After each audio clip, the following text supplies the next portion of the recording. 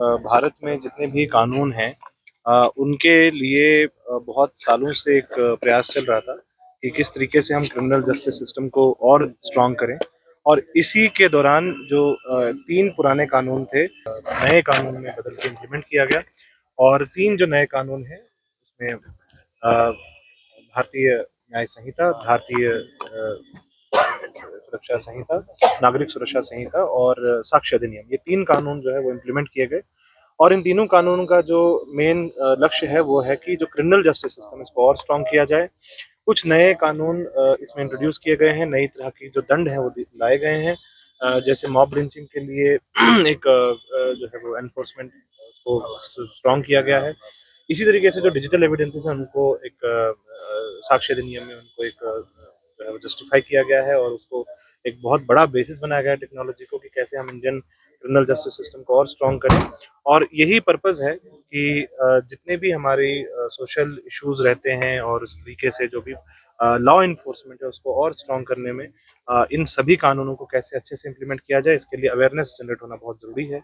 Citizens के अंदर, अलग अलग सेक्शंस ऑफ सोसाइटी के अंदर, चाहे वो हमारे स्कूल्स के बच्चे हों, चाहे हमारे बुजुर्ग हों, महिलाएं हों और हमारे जवान नौजवान भाई बहन हों।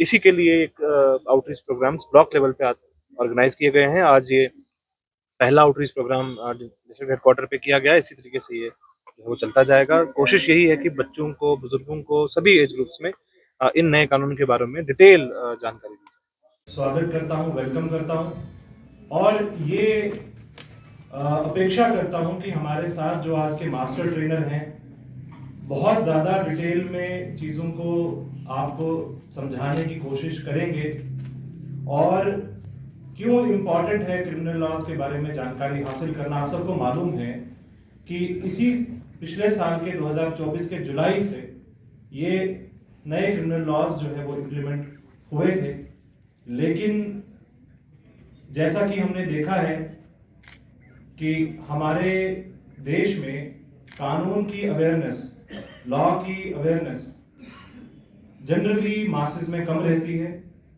और जिसके कारण जो लॉ इम्प्लीमेंटेशन और लॉ इन्फोर्समेंट एजेंसीज हैं उसमें जब हम लोग लॉ को इम्प्लीमेंट करते हैं तो बहुत बार उसको जस्टिफाई करना पड़ता है, अपने एक्ट को जस्टिफाई करना पड़ता है।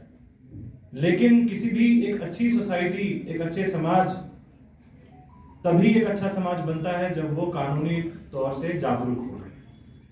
हम सब लोग अपना अपना कॉन्स्टिट्यूशन में फंडामेंटल राइट्स पढ़ते हैं, लेकिन एक चैप्टर फंडामेंटल ड्यूटीज का भी है जो हम लोग उसको इग्नोर कर देते हैं। और एक फंडामेंटल ड्यूटी हम सबकी है